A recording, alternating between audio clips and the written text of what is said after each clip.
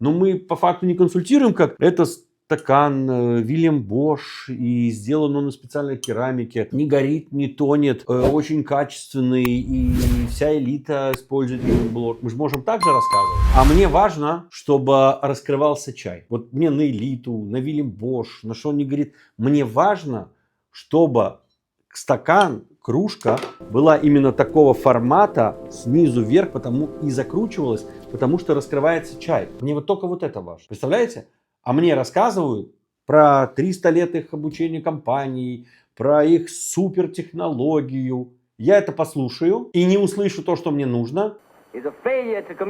Какой ответ мой будет? Что я тогда скажу? Окей, я подумаю. В этот момент я пойду искать, где раскрывается чай. А если бы продавец владел бы нашей нейрокибернетикой, он спросил: все, обязательно сейчас покажу, расскажу, скажите, что вам важно вообще, когда вы говорите о чае, когда вы пьете чай, и вот наливаете его в кружку, что вам важно при выборе кружки?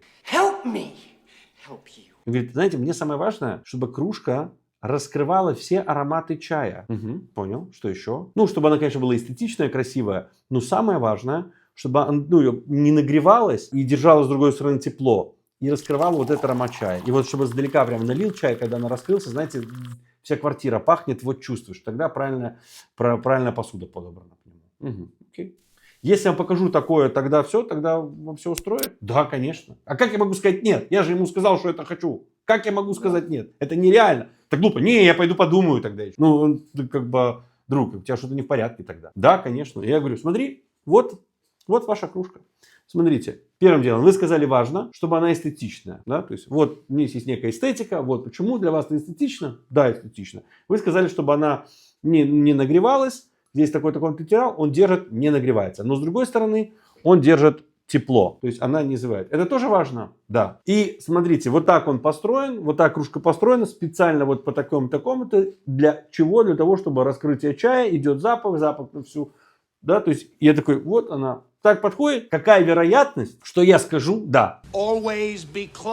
Согласитесь, что мы говорим даже не о 80% вариантов. Если он скажет, что кружка стоит 10 тысяч, да, то есть потому что да, у нас есть, как бы, грубо говоря, на все весы внутренние, да, а в адекватной цене, даже если она будет дорогая, потому что это там не 2, не 3, не 5, не 10 евро, я все равно скажу да, потому что если такой эстет долбанный и любишь так вкусно чай, чтобы он распаковывался, значит, у тебя что-то как бы, не проблема в базовой потребности. Значит, ты хочешь чуть больше, у тебя уже базовые потребности закрыты, значит, ты готов за кружку заплатить 20 евро. И тогда, да, то есть, может ты попасть на человека, который все это хочет, но чтобы кружка стоила 2 евро. Конечно, ты можешь попасть. Просто, никогда не купит у тебя за 20, чтобы ты ему не сказал бы. Это не твой клиент. Вы не можете взять, как бы, моему папе и прийти и сказать: слушай, тут вот сумочка хорошая от Хермен, надо ее купить. Он скажет: сколько стоит? 20. Больные, вы цену перепутали. Надо 2 нуля зачеркнуть, тогда можно купить, нормальная сумка будет. Но инструмент аккордеон он купит за такое, который вы скажете: что больной нахрен такой инструмент. Потому что мы по целевым аудиториям не подходим.